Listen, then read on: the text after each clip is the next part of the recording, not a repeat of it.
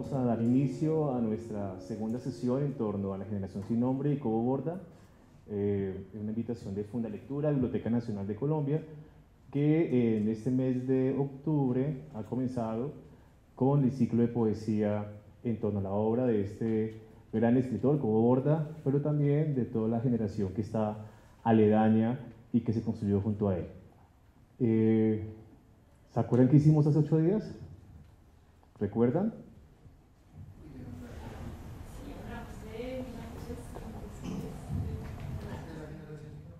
Hablamos de un antes y un después de la generación sin nombre, ¿no? Hicimos un recorrido muy amplio y muy largo sobre, pues, de toda la escritura poética que ha habido en el país. Fue un poco extenso, fue un poco irresponsable también, ¿no? Porque son casi más de 500 años de historia de la poesía, pero bueno, llegamos a entender un poco, creo que las diferentes formas en que se ha asumido o los estilos que se han compartido en el país. Creo que lo logramos, ¿cierto? ¿O no? Vimos muchos tipos de temas, de registros, ¿no? De plasticidad del lenguaje, y creo que la idea de la primera sesión, antes de esta, era poder ver esa variedad y cómo esta generación en los años 70, finales de los 60, comienzan a marcar un antes y un después. Entonces, pues nada, vamos a dar inicio un poco a esta sesión que la hemos nombrado, la escritura de Juan Jacobo Cobo Borda, que esta sesión va a girar en torno a Juan Jacobo. Creo que pasó algo con la presentación. Un segundito. Creo que se movió. Sí.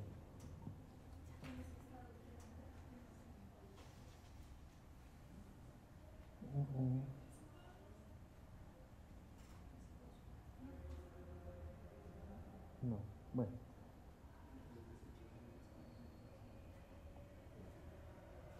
Bueno, no importa. En la sesión 2 es sobre la escritura de Juan Jacobo Cobo Borda y obviamente dentro de la generación sin nombre.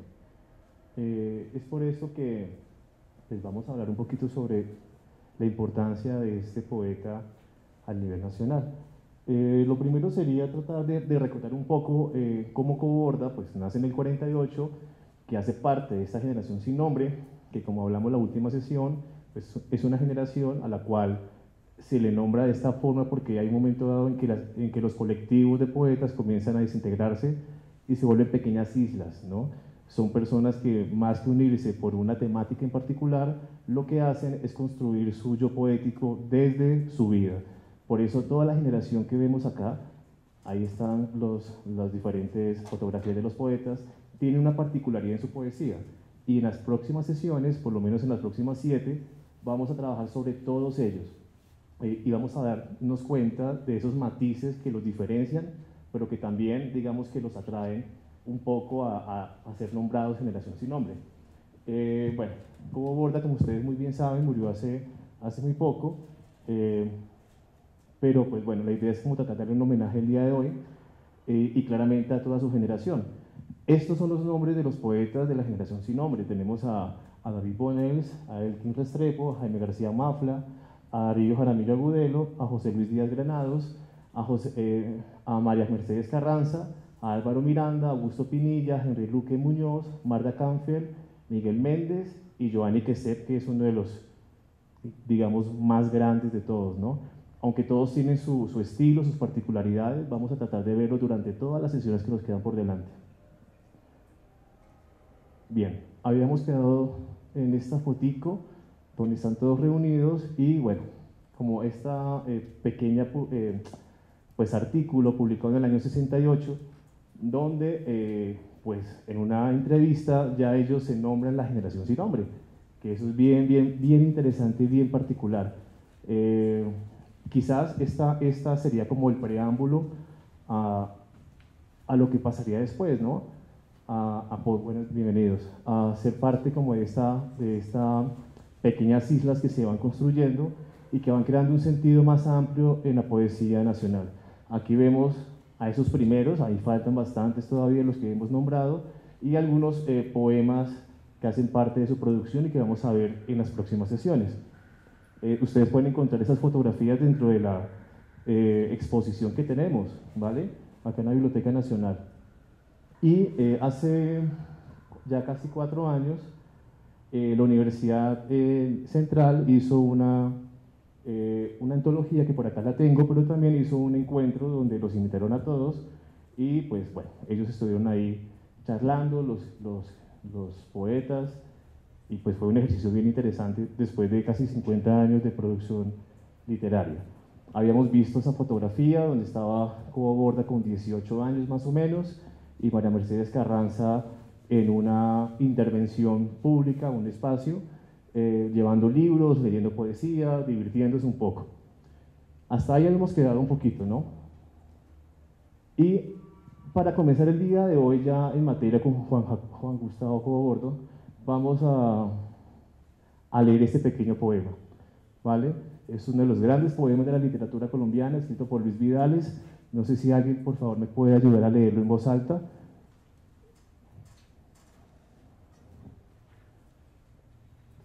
¿Sí? Gracias. Se llama La Noche. Gracias. La noche. El día es lo más ciudadano que hay. Eso no me lo puede negar nadie. El día tiene gentes y casas y pegados en las cintas vertiginosas de las calles tiene tranvías, coches, autos, etc. etc. Cualquier día de la semana, llámese lunes o sábado, está siempre lleno de ciudades. Pero la noche, ay caramba, la noche es lo más inculto que se conoce hasta ahora. La noche está bien en los matorrales. La noche, primitiva, selvática, reacia a la civilización, es el último resto de salvajismo en el mundo. ¿No habrá quien colonice la noche? Perdón, ¿será? ¿No habrá quien colonice la noche? Bien, muchas gracias. Qué interesante el poema, ¿no? De Luis Vidales, que hace 8 días lo vimos como uno de los integrantes de una generación anterior a la generación sin nombre. Y hay una reflexión de fondo, ¿no? En Luis Vidales, como la noción de la noche. ¿Cómo la ven? ¿Cómo la sienten? ¿Alguien quiere comentar algo sobre este poema? ¿Qué les genera? Me impacta un poco el inicio, ¿no? El día es lo más ciudadano que hay. El día es lo más ciudadano que hay. Sí, creo que, bueno, solo con eso se hace como una imagen grande del caos, por ejemplo, en este caso de la ciudad. Sí, ahí menciona el tranvía, pero pues en estos tiempos está absolutamente todo, las calles, la gente, los vendedores. Sí, creo que todo se suma para que efectivamente esto de ciudad como se conoce no sea la ciudad nocturna, sino más bien esta ciudad como llena de colores, olores en el día. Pero mire la dimensión de la palabra ciudadano, ¿no? Hay una construcción política, ¿no? Hay una visión del tipo que está en la calle, el que toma posición. Y al final él dice, hombre, si el día es lo más ciudadano que puede haber, pues la noche nadie la ha colonizado todavía. En la noche pasa algo mágico. Y Bogotá tiene una noche muy particular. Por eso en el encabezado ponemos los flaneurs, ¿no? Que es un término francés que hace alusión a los paseantes, a los que caminan, a los andariegos de las calles, que todos de una forma u otra lo hemos hecho y que hemos disfrutado en Bogotá. Y quizás esta generación sin nombre, y en particular Cobo Borda, pues pasó por eso, ¿no? Era una persona que conocía muy bien la ciudad. Aquí vemos a Cobo Borda muy joven, nace en Bogotá el 10 de octubre, imagínate, el 10 de octubre, ¿cierto? Del año 48, hoy estamos ¿a qué? A 6, ¿no? Ya casi estábamos a punto de cumplir con él años. Él es hijo de un inmigrante español y de Leonor Borda, que era pues una prima hermana de 2 escritores que vimos hace 8 días, si recuerdan, a Jorge Salamea y a Eduardo Salamea Borda, 2 poetas muy importantes del país. Él estudió en el Liceo Cervantes, colegio pues también de tradición en Bogotá, y pues bueno, desde muy joven sintió una atracción, quizás también por esa cercanía con su papá, un inmigrante muy culto, y de su familia por parte de mamá, también muy cultos, y comenzó a leer pues a Neruda, a Salgari, a Julio Verne, Y eso es bien interesante porque entre Salgari y Julio Verne hay dos dimensiones totalmente distintas, ¿no? La novela de aventuras y la novela de ciencia ficción. Este es el mundo en el cual crece él, ¿no? En el Liceo Cervantes. Y bueno, ya después vamos a ver un poco un recorrido de este poeta por Bogotá. Bueno, aquí hay un problema con, bueno, básicamente es como el recorrido de todas, como una especie de pincelada de todos los momentos en los cuales él, año por año, pues, ha trabajado en diferentes espacios, ¿vale? El día de hoy vamos a hablar un poco sobre él, como les decía, y vamos a hablar un poquito del año 72. Hace 8 días yo les preguntaba a ustedes sobre digamos, una frase llamada consejos para sobrevivir, ¿se acuerdan? Y todos hicimos una ronda diciendo, bueno, para mí la poesía es un espacio para sobrevivir, porque nos ayuda un poco a iluminarnos, ¿sí? Pero lo curioso es que eso que estábamos preguntando hace 8 días, es el primer libro de poesía de él, ¿sí? Todo esto de lo que hablamos hace 8 días era para llegar a ese momento en el año 72. Recuerden, en el año 68 ellos se construyen como colectivo, ¿no? Más o menos. Ha pasado una cantidad de cosas en Europa, en Francia, ustedes recuerdan. Y en el año 72, pues tenemos a Jacobo Borda ganando un premio muy importante en Chile.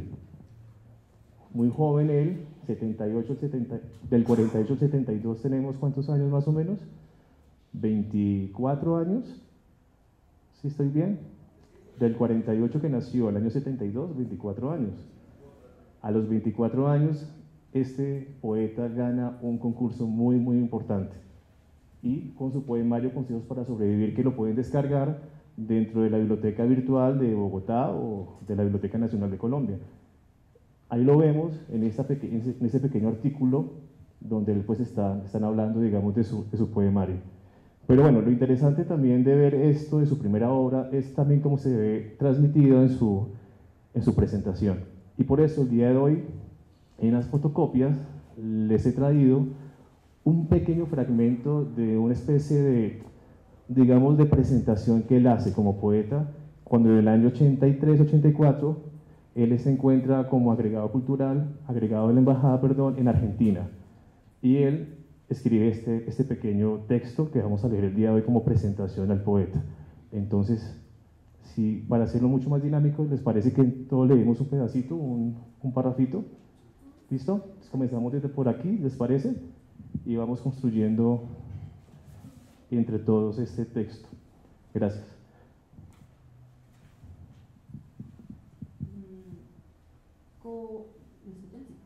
Sí, perfecto. Borda por sí mismo, fragmento. Desde Aljamía, revista trimestral de poesía, número 1, de julio-septiembre del 88. Nací en Bogotá, Colombia, el 10 de octubre de 1948 y he publicado en Bogotá, Caracas, México y Buenos Aires diversas colecciones de poemas y 3 volúmenes de ensayos.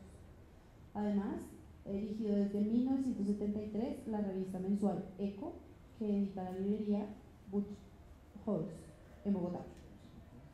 Siempre he dicho que escribo y publico el mismo libro de poemas con títulos cambiados, y es cierto.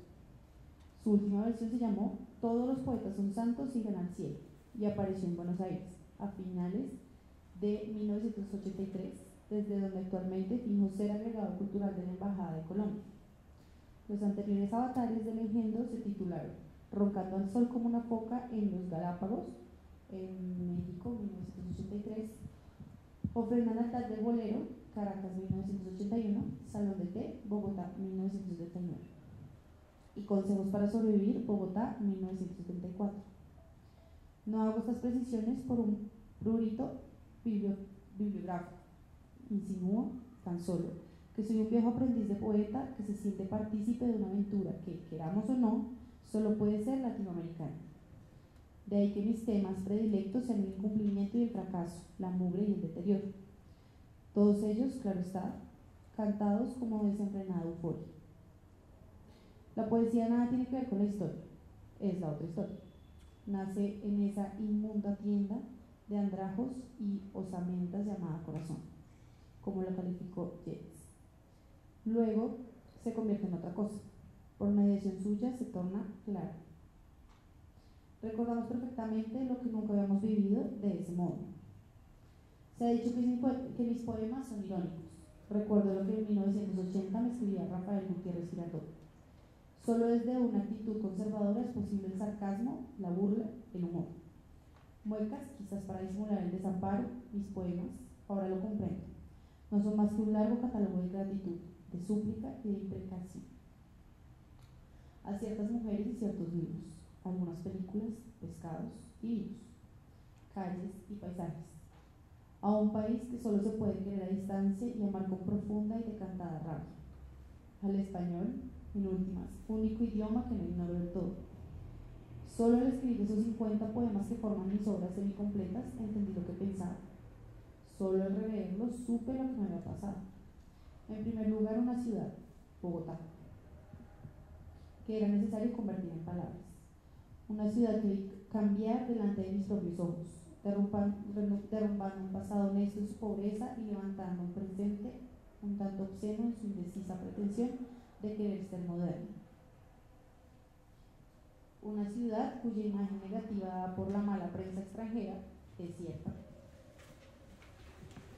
insegura y con violencia, narcotráfico y secuestro, pero aún así una ciudad única y su indecible belleza. Los cerros, los maminos por la calle, mala leche en el alma, suspicacia malévola en el oscuro rostro de mestizos desconfiados. Sus cielos es la nuestra.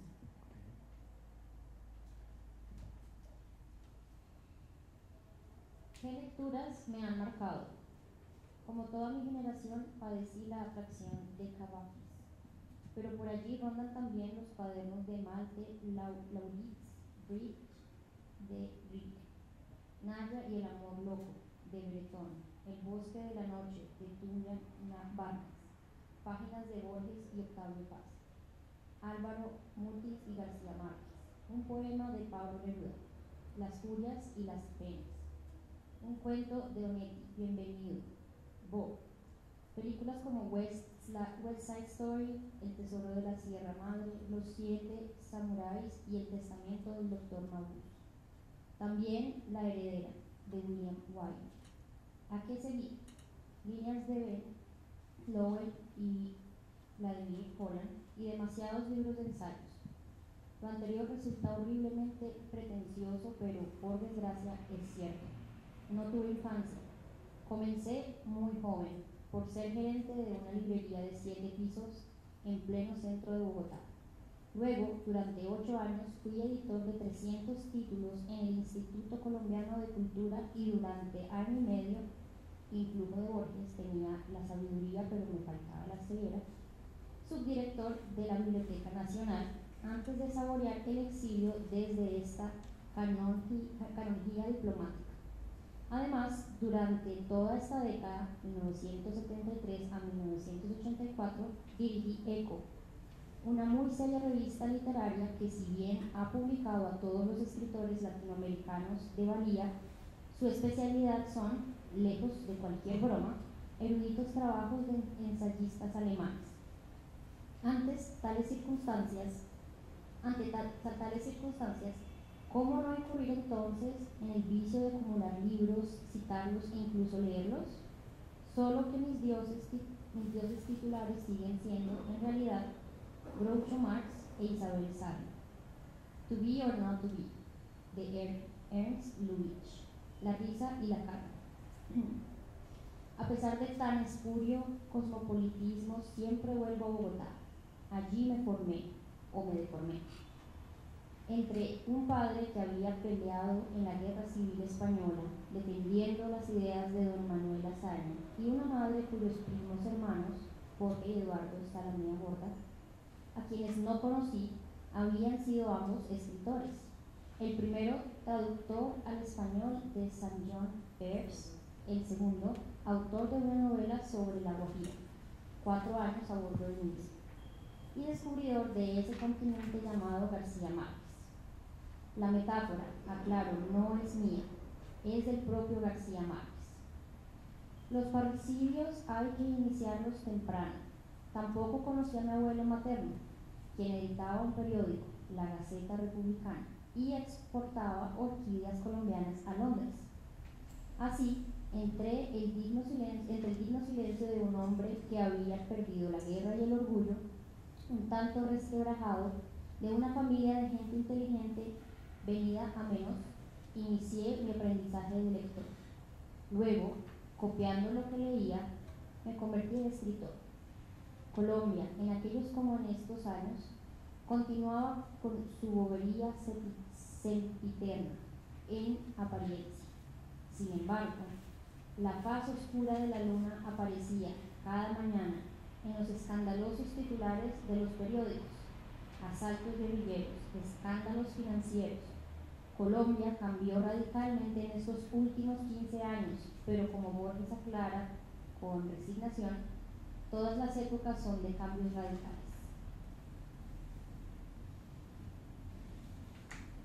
Al meditar sobre el fenómeno, me sorprende nuestra naturalidad ante su existencia, nuestra casi total indiferencia. Nos cubría como una costra, no de sí mismo, sino de condescendencia. Las cosas eran así, y serían cada día peores. El hombre que le dan ahora a tal desastre es inflación y deuda externa, dependencia, rótulos. Quizás entonces, como reacción, buscaban las palabras cargadas de peso. Bolívar, a los 46 años y pesando 40 kilos, había muerto desengañado bajo un árbol de tamarindo. Qué belleza era, en ese contexto, la palabra tamarindo, cuán sana y aromática. Así fui descubriendo la fuerza de vocablos que al unirse a otros quedaban resonando, que mantenían intactos algo del perceptible malestar difuso que dilapidábamos en chistes fáciles. Mi asunto es obvio, no fue la política. Preferí internarme en los terribles laberintos literarios preguntándome todavía como un adolescente que jugaba básquet, empezó a escribir lo que otros llamaban versos. Aún me lo pregunto. Sospecho que por no saber bailar y sudarme las manos, por no hallar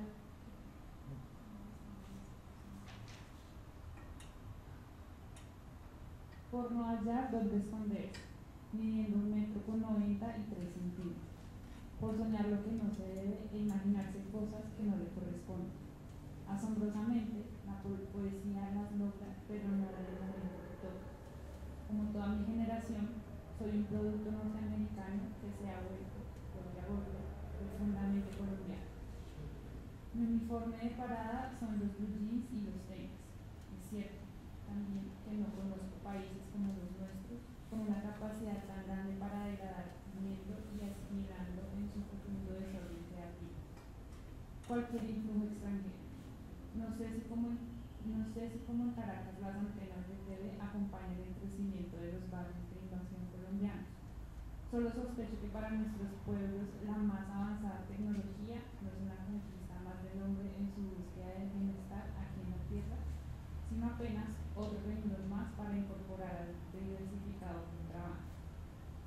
Desde hace 15 años, por lo menos, mi amigo José Emilio Pacheco me anuncia el apocalipsis inminente.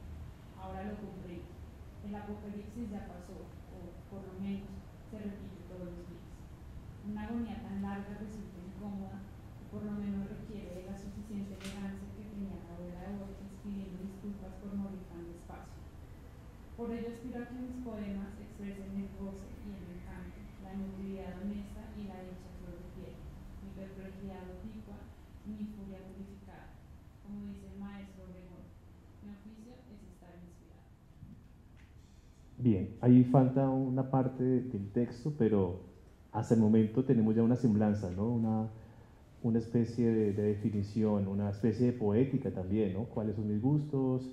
¿Qué es mi búsqueda? ¿De dónde provengo? ¿No? Hay como todo un ejercicio de iniciación o de proclamación de su poética. ¿Cómo les pareció? ¿Fuerte? ¿Por qué? Pues digamos que se reconoce, no sé, hay como un reconocimiento de su ser, un poco también como, digamos, como esa herencia familiar también, ¿no? Que la reconoce. Y creo que entre línea y línea lo que va haciendo este gen, tejer como una descripción propia de lo que siente como poeta también. Claro. Narrando, pues así, digamos, como lo que hizo, ¿sí? Y cómo también desde joven empezó a afrontar este mundo pues, de la lectura y la escritura. Sí, se dieron cuenta que él habla de Bogotá. Hay muchos pedazos donde él referencia a Bogotá como el epicentro un poco de ese caos que es él también, ¿no? Porque él tampoco cree que se las sabe todas.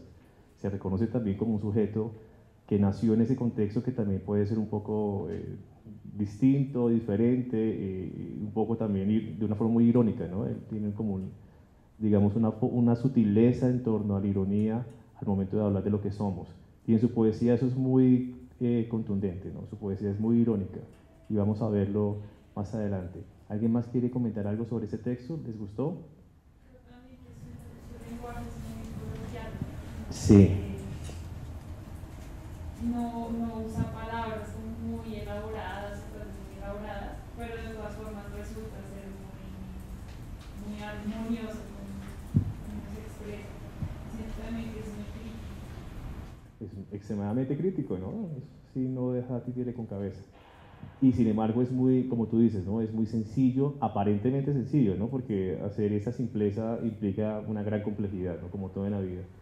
Sí, eso se ve bastante ahí, la relación con la familia, la relación con la ciudad, digamos, su entrada también en el mundo de los libros, cuando fue administrador de una librería muy importante en Bogotá, también cuando fue, bueno, editor y demás cosas. Pero el lenguaje, creo que el lenguaje dice mucho, ¿no? Creo que lo fundamental de ese texto es cómo él se desnuda un poco para hablar de sus premisas estéticas, ¿no? De su visión del mundo, de sus gustos de películas, ¿no? Hay tantas películas que, no sé si ustedes han visto alguna de estas películas que él habla acá. ¿Sí? ¿Las han visto? ¿Cuál les pareció así como interesante? Ese decálogo ahí de cine que él nos dice. Este de Ernest Lubitsch, ¿lo han visto?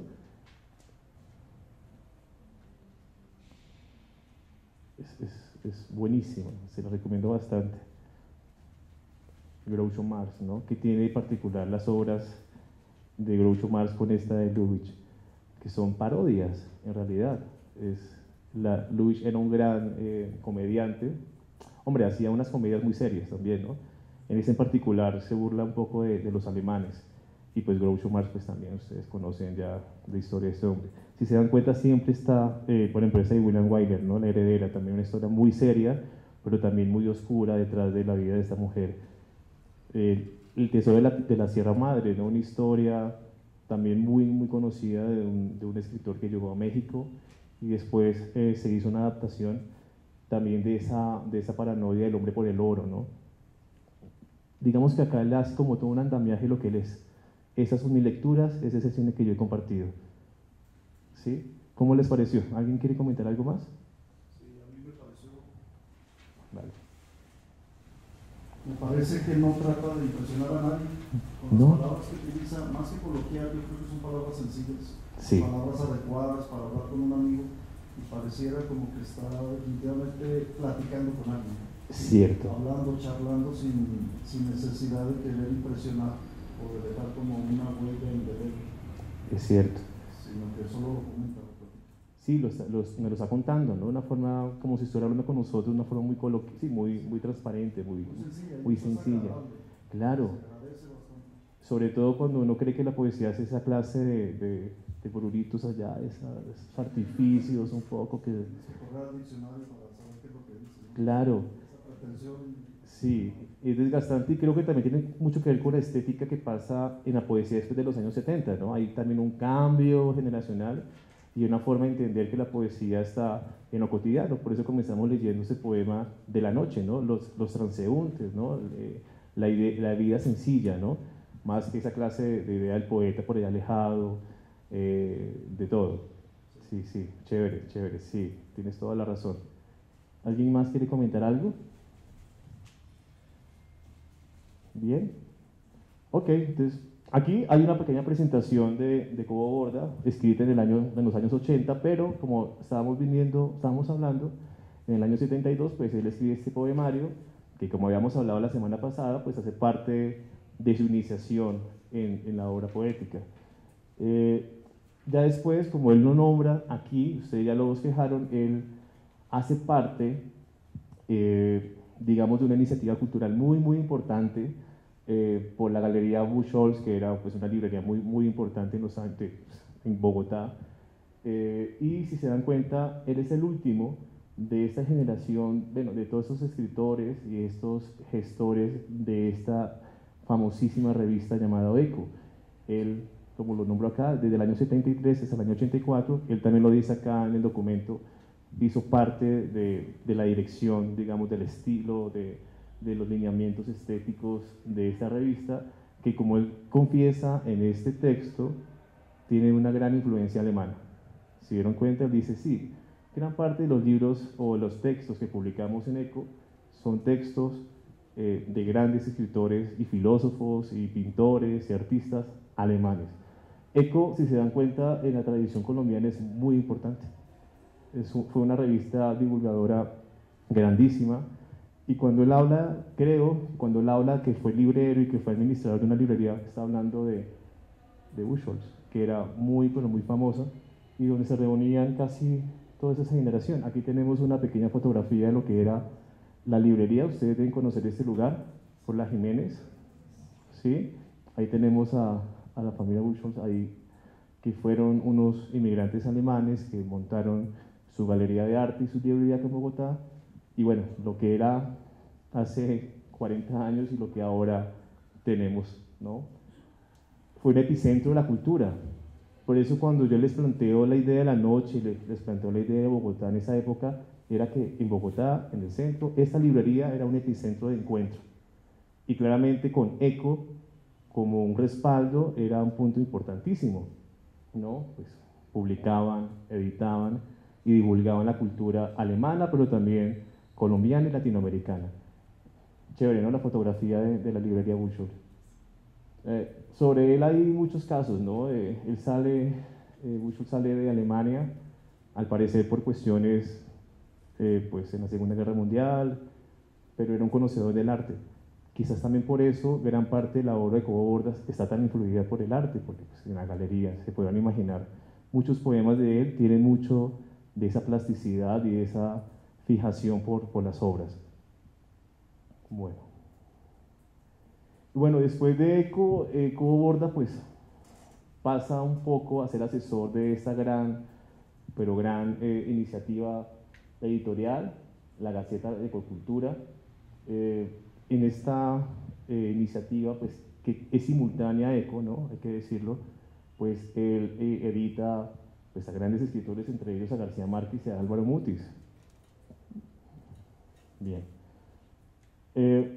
También pues, tenemos unas colecciones que él promueve, ¿no? La colección de Biblioteca Básica Colombiana, que es la que tenemos ahí al fondo. Tenemos como un ejemplo, que son las gotas de tinta de Luis Tejada, y luego también la colección de autores nacionales que tenemos al ladito, que es Revista de las Indias. Son dos colecciones que él editó, pero también tenemos la biblioteca, la colección popular y la biblioteca familiar colombiana. La colección popular es esta que vemos acá. Perdón. Bueno, y acá tenemos una muestra de una obra que es fundamental para la tradición colombiana, que se llama Que viva la música, ¿no? Que ustedes conocen muy bien. Y vamos a escuchar un poco lo que dice Cobo Borda sobre la edición de ese libro en la colección popular, si les parece. Un segundito. Esto fueron unas pequeñas cápsulas que se hizo con Cobo hace unos años.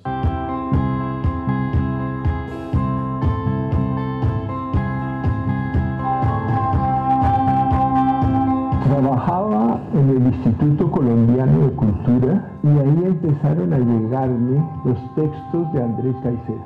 Y hasta que un día llegó Que viva la música. El manuscrito de la novela de Andrés dio como el emblema, como el perfil de toda una generación que allá en esos años en Cali, marcó el ritmo y marcó la pauta.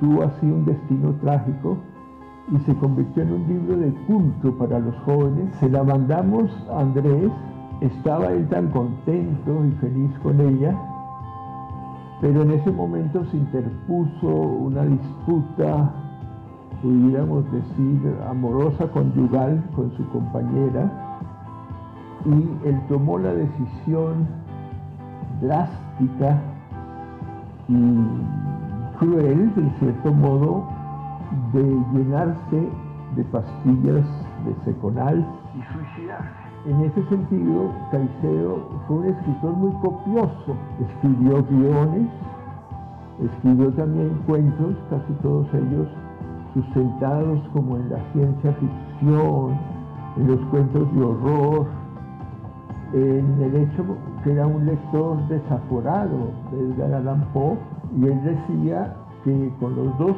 tomos que Julio Cortázar había traducido en la Universidad de Puerto Rico, él los tenía que llevar debajo del brazo, porque gracias a ellos él podía caminar por la tierra. Los tomos de Poe eran su peso para tocar la superficie terrestre.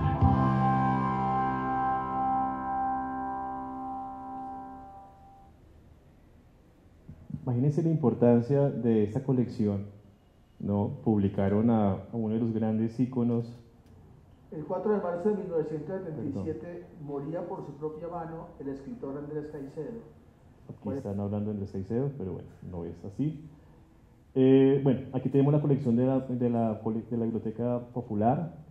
Aquí tenemos la muestra de Andrés Caicedo. Aquí tenemos una colección, ya muchos años después, en los 90, de una selección de 40 libros de la Biblioteca Familiar Colombiana, que también se hizo una divulgación a nivel nacional, y la colección Samper Ortega. ¿Por qué es tan importante esto para el país en el siglo XX? Porque Colombia estaba garantizando los derechos culturales de los ciudadanos. Es decir, una forma de que los ciudadanos puedan ser ciudadanos es estar informados. En una ciudad, en un país con problemas de analfabetismo muy alto, ¿no? con unos niveles culturales muy ricos a nivel, digamos, popular, pero con procesos de lectura muy bajos. Estas colecciones que Cobo Borda hizo de los años 70, 80 y 90, pues la idea era promover un poco todo esto. La última, la colección Samper Ortega, que hay que decirlo, pues Samper Ortega fue director de la Biblioteca Nacional de Colombia, es uno de los grandes íconos porque la llamamos la Biblioteca Aldiana. No sé si han escuchado alguna vez de Biblioteca Aldiana. Fue una iniciativa de los años 30, en plena presidencias liberales en Colombia, que lo que hicieron fue mandaron libros de grandes autores de la literatura universal a las comunidades. Lo que hizo el señor Cobo Borda en los años 90 fue hacer una pequeña selección de estos materiales. No, por favor, ayúdame aquí. Tanto así que la Biblioteca Nacional de Colombia, internet. Ok.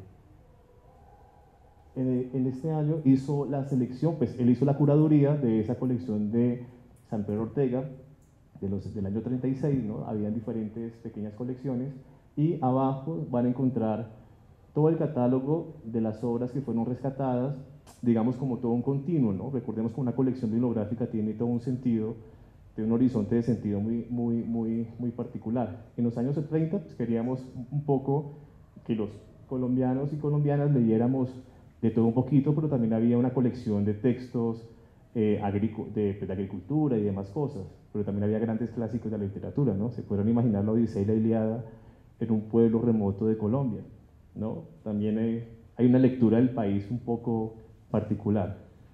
Pero también es cierto que aunque esa colección de Samper llegó a estas comunidades, también habían unos especialistas, antropólogos y demás personas que se encargaban de hacer todo un ejercicio etnográfico de ver cómo estaba funcionando las comunidades.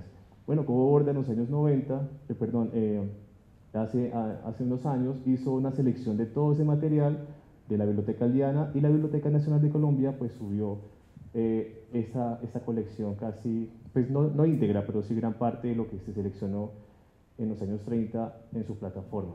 Ahí lo pueden descargar de forma gratuita cuando quieran. Pero bueno, también, como hablábamos, el mundo editorial o la divulgación pues fue claramente pues, muy importante en su vida. No, nada más y nada menos que ser el editor de la revista Eco ya, digamos que hacía que fuera un referente cultural muy bueno, muy importante. Un poquitico, perdón. Ay, no sé qué hice. Perdón. Ahora, y se acabó esto.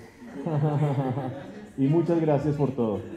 No, yo soy derecho, yo como que con la zurda no puedo. Bien, esperamos un segundito. No sé si tengan preguntas sobre esta digamos, iniciativa cultural. Si se dan cuenta, son muchas colecciones, ¿no?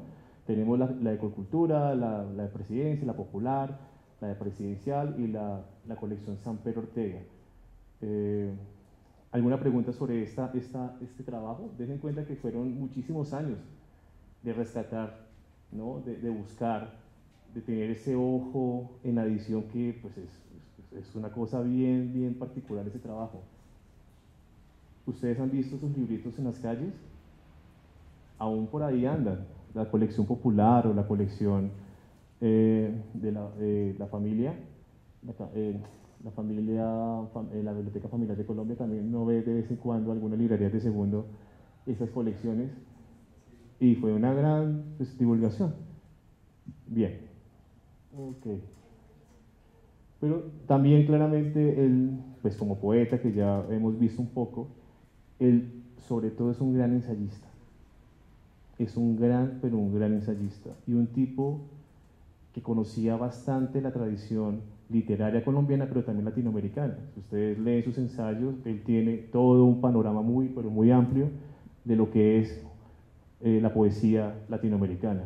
Y en este año, en el año 76, si se dan cuenta, él ya está trabajando con Cocultura, él publica La Alegría de Leer, que básicamente es un compendio de pequeños ensayos, fragmentos de textos que hablan sobre escritores contemporáneos a él y claramente de la tradición poética colombiana. Este libro lo podemos encontrar también en forma digital, vamos a verlo en dónde, pero me parece importante porque su faceta como editor, como poeta, pero también como ensayista es muy buena. Una cosa particular de la generación sin nombre es que todos eran ensayistas, profesores y muchos fueron novelistas. Sí, y eso lo vamos a ver en las otras sesiones. Y Cobo Borda, pues claramente era un editor también. Bien, vamos a escuchar al poeta, ¿les parece? Vamos a escuchar al poeta a ver con qué nos sorprende el día de hoy.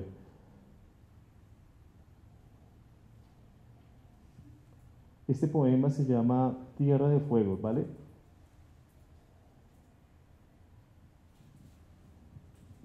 Tierra de fuego. También aquí, donde los castores desvían el curso de los ríos y los guanacos miran con esbelta tristeza, ha surgido la vieja voz, envolviéndome en vagos sueños.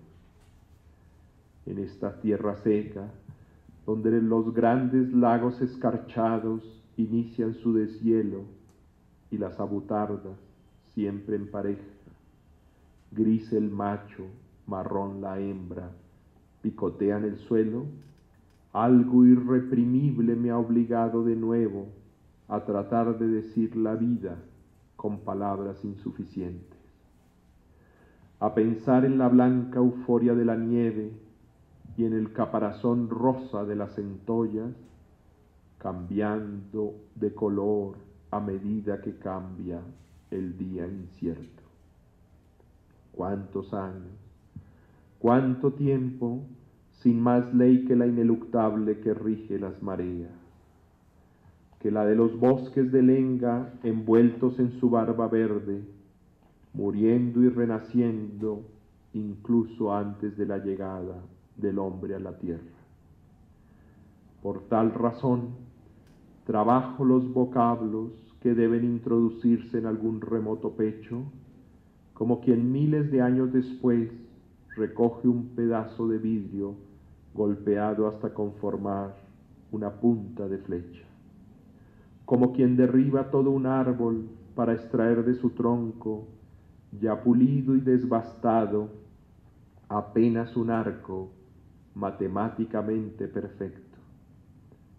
Que me sea dada la paciencia con que la estalactita elabora su cuchillo transparente, o la tenacidad con que el albatros viaja 20.000 kilómetros desde las Canarias hasta esta América.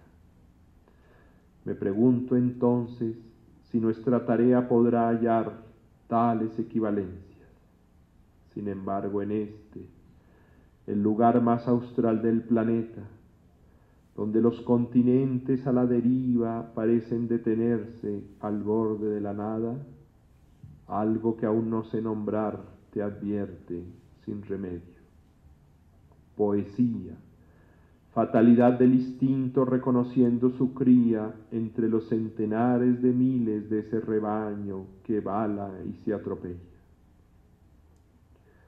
Desaparecen los últimos zonas en medio de la peste del progreso y se esfuma el recuerdo de los anarquistas grabando en un fósforo y desde su celda himnos de independencia.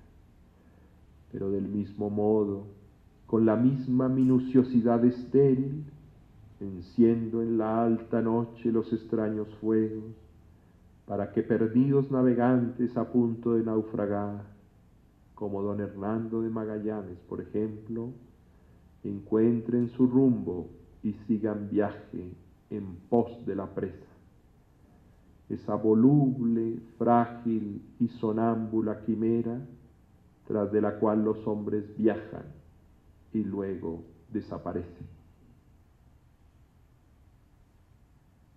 ¿Qué tal? ¿Cotidiano? No tanto, ¿cierto? Tiene un lenguaje muy estilizado en este caso. ¿De qué hablar este poema? ¿Qué les llamó la atención? Mucha información, ¿cierto? Mucha información. Lo volvemos a escuchar, ¿les parece? Y tratamos de ver qué nos quiere decir el poeta. Creo que la poesía, igual que todo en la vida, ¿no? Hay que releerla. Total.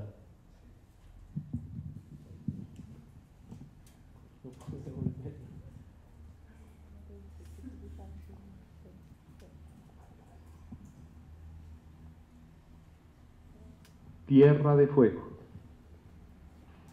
También aquí, donde los castores desvían el curso de los ríos y los guanacos miran con esbelta tristeza, ha surgido la vieja voz, envolviéndome en vagos sueños. En esta tierra seca, donde los grandes lagos escarchados inician su deshielo y las abutardas, siempre en pareja, gris el macho, marrón la hembra, picotean el suelo, algo irreprimible me ha obligado de nuevo a tratar de decir la vida con palabras insuficientes, a pensar en la blanca euforia de la nieve y en el caparazón rosa de las centollas, cambiando de color a medida que cambia el día incierto. ¿Cuántos años? ¿Cuánto tiempo sin más ley que la ineluctable que rige las mareas? Que la de los bosques de lenga envueltos en su barba verde, muriendo y renaciendo incluso antes de la llegada del hombre a la tierra. Por tal razón, trabajo los vocablos que deben introducirse en algún remoto pecho, como quien miles de años después recoge un pedazo de vidrio golpeado hasta conformar una punta de flecha, como quien derriba todo un árbol para extraer de su tronco, ya pulido y desbastado, apenas un arco matemáticamente perfecto. que me sea dada la paciencia con que la estalactita elabora su cuchillo transparente, o la tenacidad con que el albatros viaja 20.000 kilómetros desde las Canarias hasta esta América. Me pregunto entonces si nuestra tarea podrá hallar tales equivalencias. Sin embargo, en este, el lugar más austral del planeta, donde los continentes a la deriva parecen detenerse al borde de la nada, algo que aún no sé nombrar te advierte sin remedio. Poesía, fatalidad del instinto reconociendo su cría entre los centenares de miles de ese rebaño que bala y se atropella. Desaparecen los últimos onas en medio de la peste del progreso y se esfuma el recuerdo de los anarquistas grabando en un fósforo y desde su celda himnos de independencia. Pero del mismo modo, con la misma minuciosidad estéril, enciendo en la alta noche los extraños fuegos, para que perdidos navegantes a punto de naufragar, como don Hernando de Magallanes, por ejemplo, encuentren su rumbo y sigan viaje en pos de la presa, esa voluble, frágil y sonámbula quimera tras de la cual los hombres viajan y luego desaparecen. Bien, más claro, ¿cierto? ¿Dónde está ubicado el poeta? ¿Dónde estará? ¿Desde dónde está hablando? Está hablando de la Patagonia, ¿cierto? ¿Sí? Sí. Sí. ¿Señor? No, cerca de los Andes, porque habla de la nieve, la característica geográfica de esa región, de la Patagonia. Sí, sí, sí, habla de lo más lejano, ¿no? Está hablando de prácticamente de la cosa muy lejos, ¿no? De nuestra América. ¿Qué les pareció particular de este poema? El que está viendo en ese momento. A mí me parece una oda a la vida desde la soledad. Sí. Que habla un sentimiento de soledad. Sí. Pero al mismo tiempo con una manera muy optimista de ver la vida. Sí. Esa soledad no lo lleva hacia algo negativo o depresivo, al contrario. Pareciera que su vieja compañera es la poesía, ¿no? Sí, ¿no? O la naturaleza misma. También, ¿no? Que también es un ejercicio poético, ¿no? Contemplar la naturaleza, ¿no? ¿Alguien quiere comentar algo más? ¿Si les gustó o no les gustó? ¿Sí? Yo no lo conocía, de hecho. ¿No? Qué chévere. Qué chévere. ¿Alguien quiere comentar algo más? Pues me parece interesante que al inicio, pues dentro de su soledad, como que hace una admiración a la naturaleza, porque detalla muchas cosas. Y también habla como del tiempo, o sea, como de cómo va cambiando. O sea, al principio siento que como que detalla muchas cosas. Hubo un momento, la verdad, sinceramente, que me perdí, porque al principio creí que estaba hablando como solo de la naturaleza, de lo que lo rodeaba, pero ya después como que profundiza mucho más en muchas cosas, ¿no? Como en sí mismo, y eso me parece interesante, que también involucra mucho el tiempo. Habla de venir, de volver, de que muere, de que va. Entonces, no sé exactamente qué tan profundo vaya lo del tiempo, pero es interesante. De hecho es muy profundo, ¿no? Creo que lo bello de este poema es que también le puede permitir a todos entrar en su fijación respecto a alguna cosa, ¿no? A todos nos pasa eso, nos quedamos en una pequeña parte de información y creo que uno lo asocia con la vida, ¿no? Con lo que somos. Somos seres pasionales, somos seres solitarios, pero también somos seres sociales, ¿no? Nos hemos sentido perdidos alguna vez, pero también encontrados muchas veces. Y creo que el poema tiene ese ida y vuelta, ¿no? Estoy solo, pero también, hombre, me estoy encontrando. Es un va y ven. Bien, chévere. Vamos a escuchar otro, a ver cómo les parece este. ¿Preparados? ¿Listo?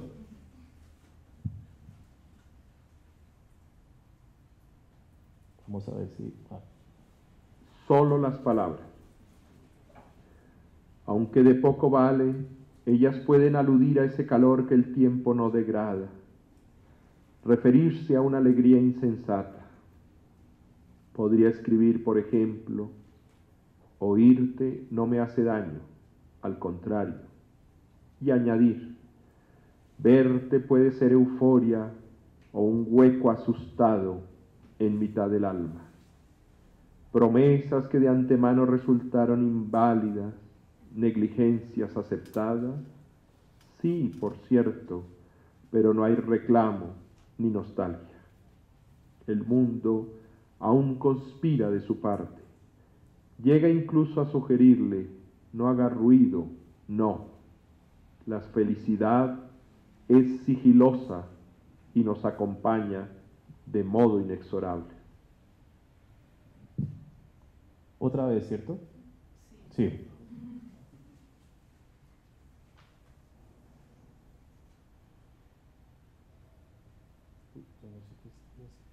Perdón. Sí, la relectura es importante en todo, ¿no? Bien, escuchemos a ver. Solo las palabras. Aunque de poco valen, ellas pueden aludir a ese calor que el tiempo no degrada, referirse a una alegría insensata. Podría escribir, por ejemplo, oírte no me hace daño, al contrario, y añadir, verte puede ser euforia o un hueco asustado en mitad del alma. Promesas que de antemano resultaron inválidas, negligencias aceptadas, sí, por cierto, pero no hay reclamo ni nostalgia. El mundo aún conspira de su parte, llega incluso a sugerirle, no haga ruido, no. La felicidad es sigilosa y nos acompaña de modo inexorable. Bien, mucho más complicado que el anterior, ¿les parece o no? Sí, ¿por qué será? Sí, es más denso, menos narrativo, ¿no? En el anterior teníamos como toda una historia detrás, acá es como una reflexión sobre algo en particular, ¿no? ¿Cómo lo ven ustedes? No lo sé, a mí me parece más fácil. Sí, qué bueno, ¿por qué? Cuéntanos. Pues no sé, siento que el anterior tenía mucha más información y era mucho más profundo. Siento que este va directamente al tema de las palabras y del valor de que, o sea, de lo que puede generar una palabra al decir, al hablar, te puede dar calma, te puede preocupar, y a lo último siento que en vez de decir sobre palabras, habla de silencio. Siento que hace como ese contraste entre las dos cosas y me hizo entenderlo un poco más, como más puntualmente un tema. Sí, sí, eso es claro, pero quizás también por eso mismo, porque están conceptuales, o sea, las imágenes son difíciles, pero tienes toda la razón. Creo que hablar de la palabra, ¿qué es la palabra, no? La palabra es un sonido, la palabra es una emoción, pero cuando tú hablas de Tierra de Fuego, tú ya tienes una visión, ¿no? Tienes algo palpable que tú puedes asociar en tu mente, pero como todo es como tan, sí, como tan complejo en el lenguaje, entonces creo que ahí va la complicación, pero tienes toda la razón. No sé si alguien quiere comentar algo. ¿Les llamó la atención? Vale, bueno, buena tarde. Sí, hasta el próximo jueves, sí señor. Chao, que pases buena tarde. Chévere. Pues yo siento algo interesante, es escucharlo a él. Y creo que la lectura que él hace y yo me sentía ya nos posibilifica cosas diferentes como lo que uno lee, ¿no? Que es a veces como el ejercicio inicial que estábamos haciendo. Creo que se construyen unas imágenes diferentes cuando acompañan la lectura del poema a cuando tienes que prestar atención y empezar a recrearlo, ¿no? Entonces, este primero que sí era, claro, digamos como espeso tal vez en la narrativa, tenía muchas más imágenes, ¿sí?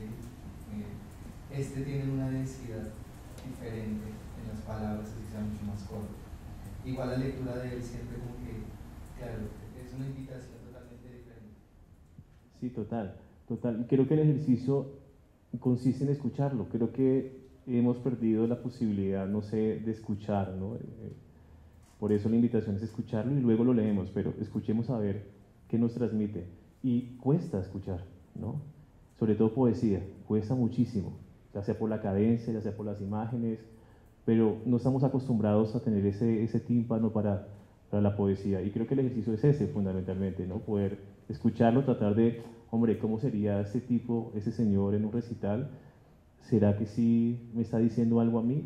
Y creo que sí, nos dice algo, ¿no? Sobre el lenguaje, sobre las palabras, sobre la vida, sobre la soledad y demás cosas. Este poema en particular, si se dan cuenta, hay una gran influencia como por Neruda, ¿no? ¿No sintieron eso? Hay como una cosa ahí muy de Neruda, ¿sí? Como una idea también de lenguaje, de la mujer y demás. Bien, ¿alguien quiere comentar algo más? Gracias. En el hecho de que las palabras, o sea, son algo abstracto, entonces en la medida en que son abstractas, pues eso hace, es como que eso complejiza todo porque uno trata de, o sea, escucha la primera parte del poema y entonces uno siente como que va a llevar como el mismo curso y entonces ya después uno se pierde porque quisiera como descifrar a qué se refiere en cada una de las partes del poema. Entonces ya después uno se pierde y yo lo que pasó fue que me quedé escuchando la voz, la entonación que le pone a cada verso. Sí, es cierto, ¿no? Eso también es lo complicado también de escucharlos a veces, ¿no? Pero tienes toda la razón, como que uno se queda o en la cadencia de él como poeta porque es una imponencia en su voz o en lo que quiere transmitir, pero transmite algo. Lo que pasa es que como que en la primera no sabemos qué nos quiere, no sabemos a ciencia cierta qué es, pero ahí están las palabras. Bien, muchas gracias, sí, eso es muy cierto. Vamos a escuchar otros 3 poemas muy rápidamente, digamos con otros registros, ¿vale? Hasta el momento hemos escuchado 2, si se han dado cuenta, uno es demasiado narrativo, muy nostálgico, el otro es una reflexión sobre el lenguaje como tal, pero esos 3 quizás, eso es como un popurrí un poco, va a decir un poquito, digamos, de ese estilo de este poeta.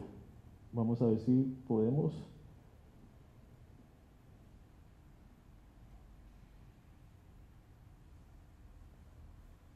No sé qué pasó. Perdón. Especiales HJCK.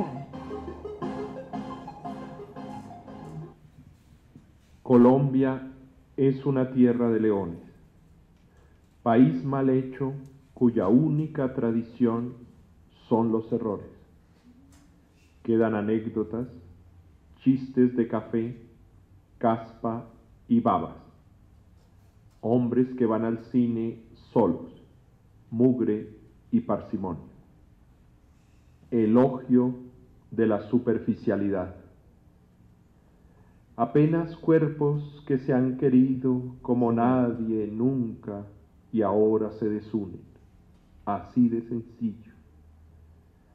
Que el cotorreo sentimental no subleve la bilis. Ninguna tensión rígida.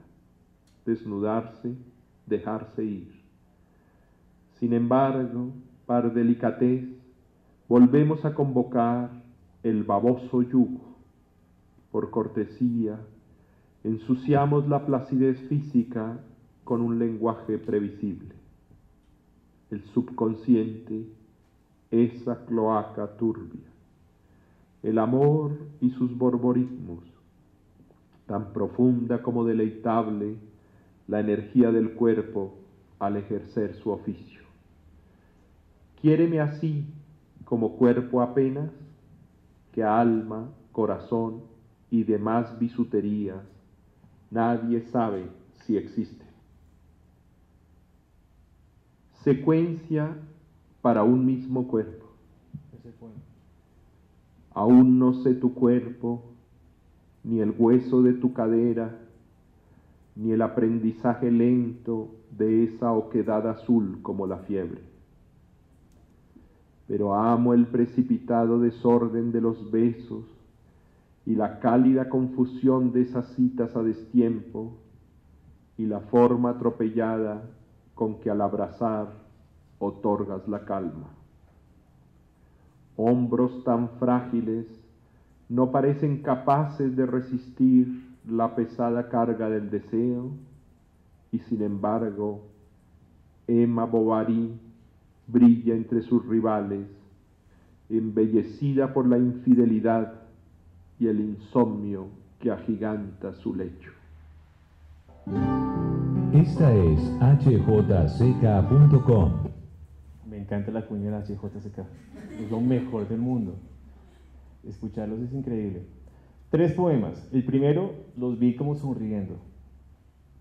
¿Sí? Se llama Colombia es una tierra de leones. Ese es un clasicazo de él. ¿Lo quieren volver a escuchar? Vale. Lo voy a leer. Colombia es una tierra de leones. País mal hecho, cuya única tradición son los errores. Quedan anécdotas, chistes de café, caspa y babas. Hombres que van al cine solos, mugre y parsimonia.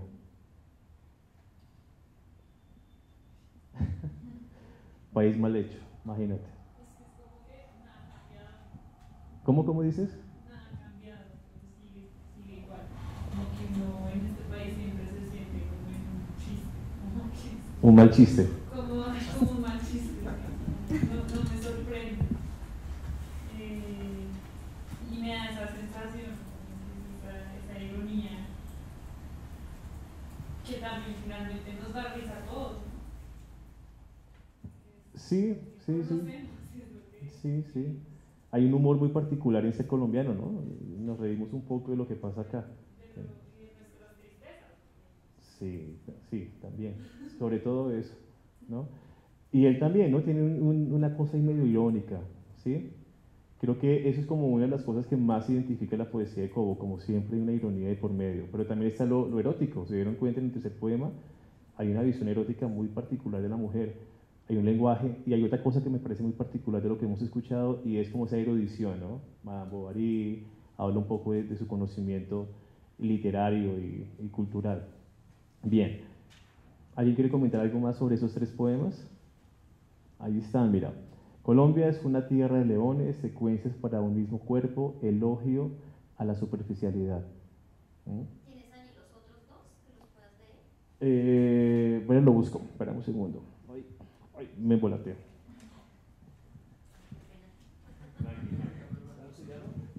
¿Cuál buscamos? El último, el de elogio. A la superficialidad. Bien, póngame a trabajar, eso está muy bien. Contemplación.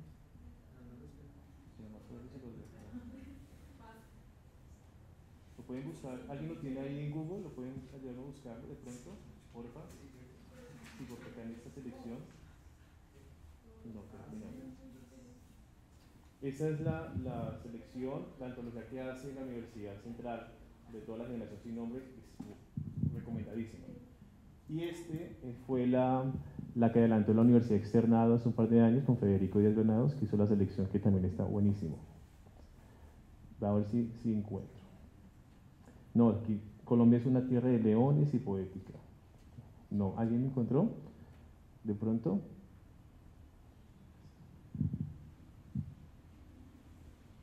¿Y lo escuchamos? A ver quién lo logra.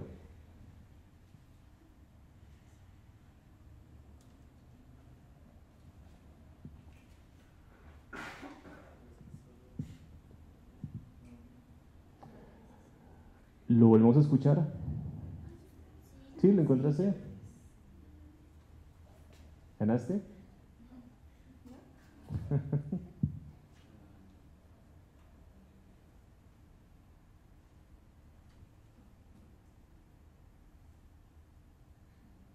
¿No? Bueno. Vale 63,000 pesos.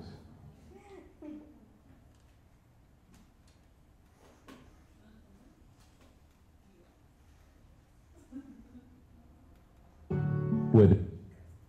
A ver. Si lo puedo devolver acá. No lo puedo devolver. ¿Sí? Vale. Vale. ¿Lo puedes leer, por favor? Elogio de la superficialidad. Apenas cuerpos que se han querido como nadie nunca y ahora se desunen. Así de sencillo. El cotorreo sentimental no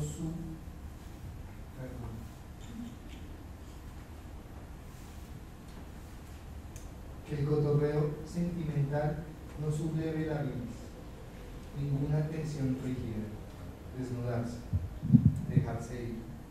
Sin embargo, par delicatece, volvamos a convocar el baboso yugo.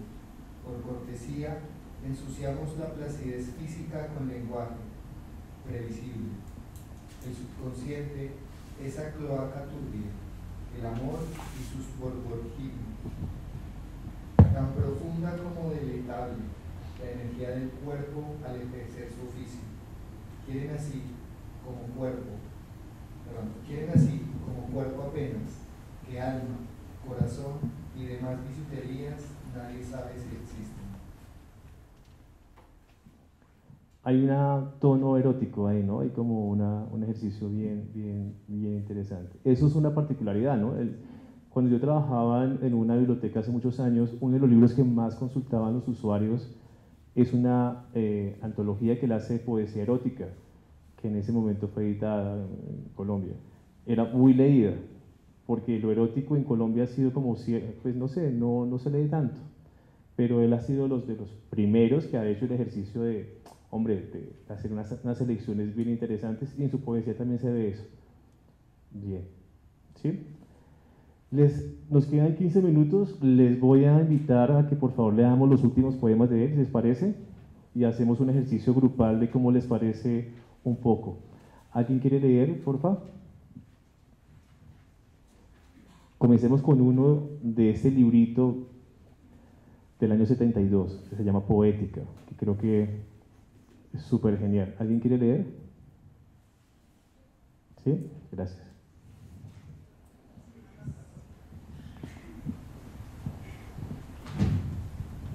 Poética. ¿Cómo escribir ahora poesía? ¿Por qué no callarnos definitivamente y dedicarnos a cosas mucho más útiles? ¿Para que aumentar las dudas, revivir antiguos conflictos, imprevistas ternuras, ese poco de ruido añadido a un mundo que lo sobrepase y anula? ¿Se aclara algo con semejante ovillo? Nadie lo necesita. Residuo de viejas glorias, a quien acompañe, que heridas cura. ¿Qué tal ese poema? Poética. Es el primer libro de poesía de él, ¿no? ¿Hay una desilusión del poeta? Sí, pero como que lo que hemos escuchado hoy también hay una cosa así, ¿cierto? Una especie de desilusión. ¿Ibas a decir algo? Perdóname. Del oficio de ser poeta, ¿sí? Sí, ¿cierto? Hay como cierta desilusión. Yo creo que ahí a mí me recuerda un poquito más a este segundo nombre que le dan a la generación, el desencanto. El desencanto, sí. Lo veo un poquito ahí porque él menciona precisamente como no sé si con un tono de resignación, como para qué lo hacemos, ¿sí? Para qué poesía ahorita, para qué cuando el mundo está como está, digamos, es algo que uno cree. Sí, tienes toda la razón. Pero siento que tiene un atisbo de desencanto muy marcado.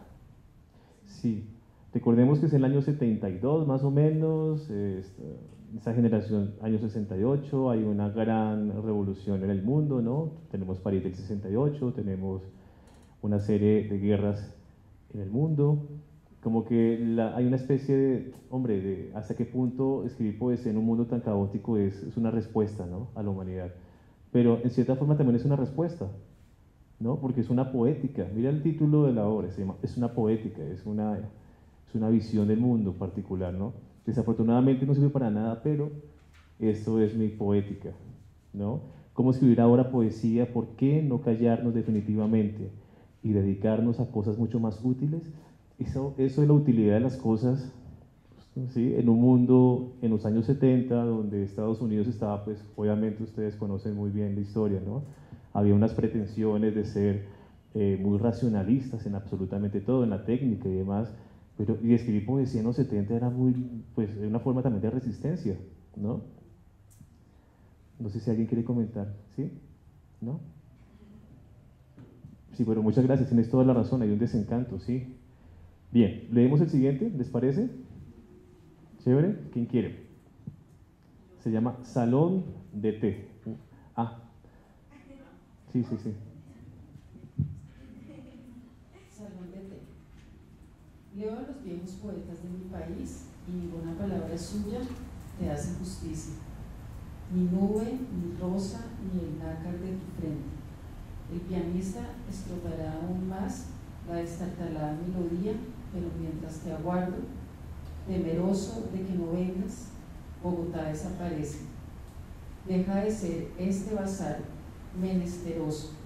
Ni la palabra estrella, ni la palabra trigo logran serte fieles.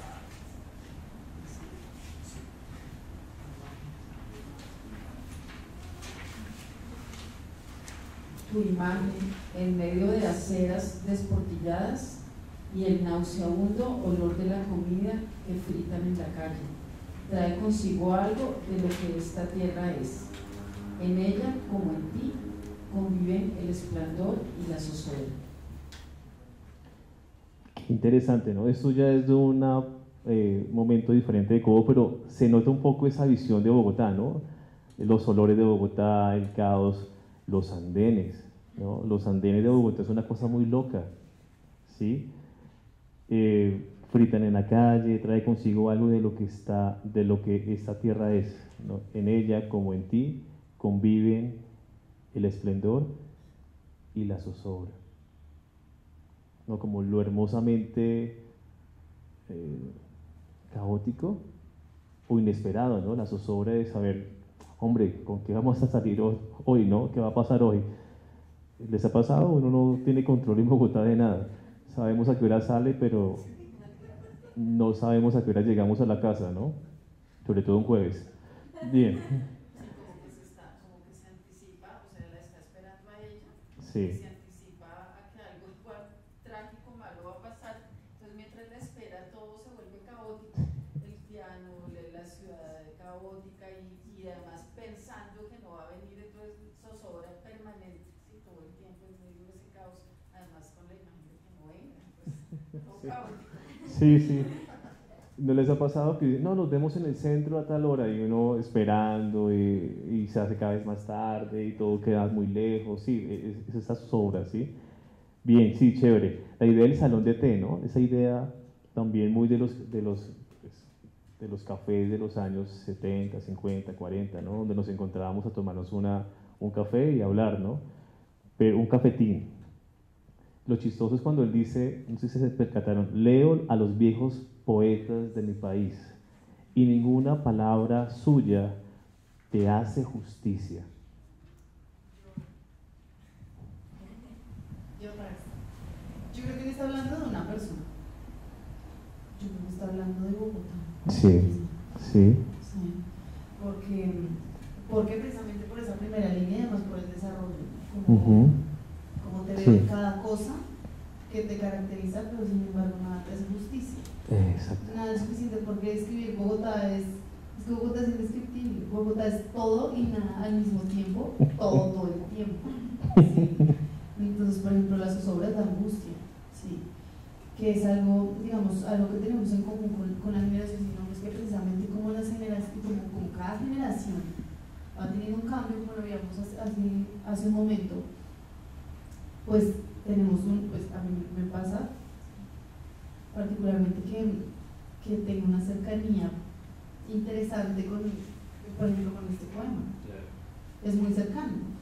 ¿Hace cuánto fue escrito este poema? Y Bogotá sigue siendo esa Bogotá, ¿sí? Angustias y zozobra o angustia, ¿sí? Todo el tiempo, ¿sí? Esplendor, porque Bogotá es bellísima, pero Bogotá es bellísima siendo Bogotá, ¿sí? No tiene comparación. Sí, claro, puede ser una chica, pero también puede ser esta chica que es Bogotá, ¿no? Creo que eso es lo bonito también, ¿no? Que, hombre, como todo en el amor está lleno de zozobra y pues mucho esplendor también. Bien, gracias. Leemos el siguiente, ya hay ¿Les parece? ¿Quién quiere leer? Gracias. Súper. Poesía comprometida. Poesía comprometida. El gesto inútil de escribir en las paredes. ¿Está apagado?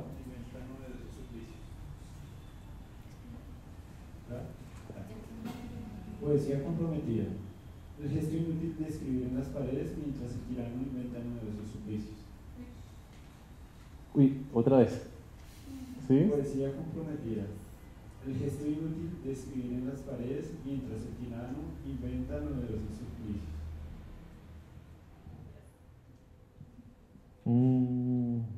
Qué contundente, ¿no? Y habla de la poesía comprometida como si fuera una, o sea, está parodiando la poesía comprometida. ¿Ustedes cómo lo ven? El gesto inútil de escribir en las paredes mientras el tirano inventa novedosos suplicios. Está dando como a entender que la poesía se compromete a dar más que lo que da el tirano, ¿sí? O sea, la poesía hace más que lo que el tirano hace. Pero es un gesto inútil, ¿cierto? Lo que hacemos, lo que hace la poesía, ¿o no? Des en cuenta las dimensiones que hay, ¿no? Como la dimensión, ¿cómo lo ven? Acá estaban hablando. Sí, pero chévere, gracias. ¿Alguien quiere comentar algo? Ese gesto inútil de escribir en las paredes mientras el tirano inventa, ¿sí? Cuando se refieren a la poesía como algo inútil, realmente yo no lo veo como en el que leímos hace un rato, que también hablaban, se refería a eso. Yo lo percibo más como un sarcasmo, ¿sabes? Porque es como lo ve, digamos que promedio, diría yo, pero realmente es todo lo opuesto a lo inútil. O sea, realmente es una manera de quitarse una venda de los ojos, de cambiar perspectivas, ¿sí? O sea, realmente siempre que leo esto me da mucha risa porque lo siento muy presente como un sarcasmo, como se podría llegar a ver, pero, o sea, como se percibe a primera instancia, pero realmente tiene mucho trasfondo que nos brinda la poesía. Sí, yo lo leo y siento una carcajada. Siento una carcajada tremenda del poeta diciendo, mira, la realidad es esta, sí, jaja, eso es inútil, pero estoy diciendo cositas, ¿sí? O sea, yo siento que la reflexión sobre la inutilidad de las cosas en él, obviamente es un sarcasmo, es una ironía, se está burlando un poco de que la gente crea que esto no sirve para nada, y en realidad está diciéndonos algo, ¿no? ¿Qué es más importante, esa inutilidad de escribir poesía o en las paredes un graffiti en Bogotá que tenemos tantos? O finalmente lo que hacen los tiranos o lo que hacen, no sé, los políticos, qué sé yo, ¿no? En realidad es una forma de resistencia. La inutilidad es parte fundamental de un acto político, ¿no? Y él como gestor cultural lo sabe, ¿no? O sea, la importancia de los libros, por eso tantas colecciones, por eso la importancia de la palabra, porque solamente así, digamos, podemos emanciparnos, ¿no? Y decir cosas, hacer poesía, hacer que lo inútil sea útil, ¿no? Sí, ¿alguien quiere comentar algo? Muchas gracias. Sí, chévere. ¿Continuamos? Listo. Ya nos quedan dos. ¿Quién quiere? Gracias.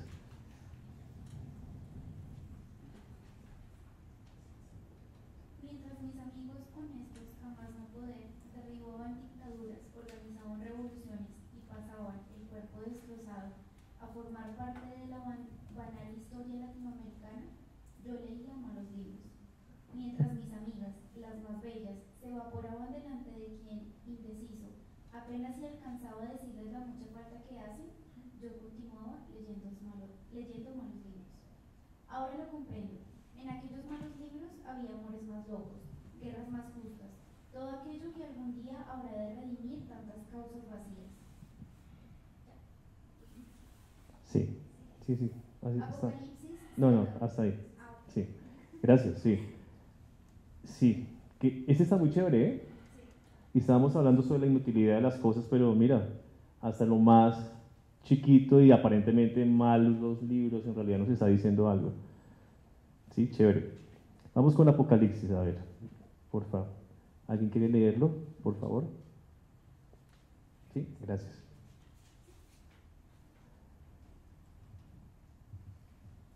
Apocalipsis.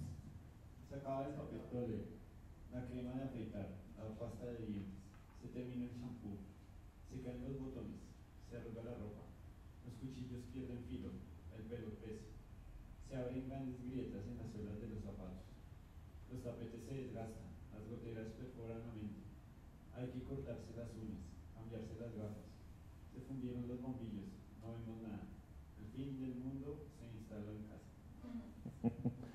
Bien, qué chévere, ¿no? Contundente. Entonces, mientras en el anterior nos hablaba de una dimensión política, ¿no? De Bogotá, de cómo es esa poesía comprometida, después de cómo los libros, los malos libros nos dicen algunas cosas. Aquí habla de lo más cercano, ¿no? Lo que nos pasa todos los días y sin embargo somos tan exagerados que es un apocalipsis, ¿no? Es como mis estudiantes que dicen, es que tu clase es una odisea, niños de tercero, ¿no? Porque todo es una odisea. Pero así somos con el lenguaje, somos muy exagerados, ¿no? Eso tiene mucho ser colombiano. Decimos Bogotá, pero decimos, no, esto es durísimo. Sí. Y sí y no, también es cierto, ¿no? También nos la disfrutamos, hay de todo un poquito. Y acá él vuelve otra vez con esa ironía, apocalipsis, ¿no? El pelo crece, ¿qué apocalipsis? Por Dios. El fin del mundo se instaló en casa, ¿no? Bien. Vamos con el último que hace alusión a uno de sus libros más famosos, Los poetas mienten. ¿Alguien, por favor, me puede ayudar a leerlo? Por ahí cerrando, por favor. Los poetas mienten, sus palabras doran la piel de la amada, prolongan el parloteo incesante con que los niños rehacen el mundo y construyen la casa de la mente, donde todos tendrán cabida, los caprichosos y los dedos, los arbitrarios y los llenos de falencias, bien o mal. Los poetas no cobran nada por revelar el engaño consentido, con que entre todos nos sentimos seres reales de carne y hueso. Segundo, solo el poeta sabe de su radical inexistencia. Él es apenas esa ficción construida por sus versos, la red de mentiras tercas donde busca atrapar a una muchacha dura como piedra, libre como viento. Otra vez la idea del poeta, ¿no? Es como una constante en él, ¿no? Como que, hombre, esto no sirve para nada, pero sí, los poetas mienten, sí, pero crean, ¿no? Crean muchas cosas, sus palabras doran la piel de la amada. Imagínate, qué hermoso. Prolongan el parloteo incesante con que los niños rehacen el mundo. Los niños rehacen el mundo. Y construyen la casa de la mente, donde todos tendrán cabida. Los caprichosos y los lelos, los arbitrarios y los llenos de falencias. Bien o mal, los poetas no cobran nada por revelar el engaño consentido con que entre todos nos sentimos seres reales de carne y hueso. Solo el poeta sabe de su radical inexistencia. Él es apenas esa ficción construida por sus versos, la red de mentiras tercas donde busca atrapar una muchacha dura como piedra, libre como viento. ¿Qué tal este poema? Y para ir cerrando, ¿cómo les pareció? ¿Cómo le pareció la selección de poemas? ¿Se dan cuenta la constante en él? Hay como una idea sobre la poesía de ese poeta, ¿no? ¿Sí? ¿Quieren comentar algo? Para ir cerrando ya la sesión del día de hoy.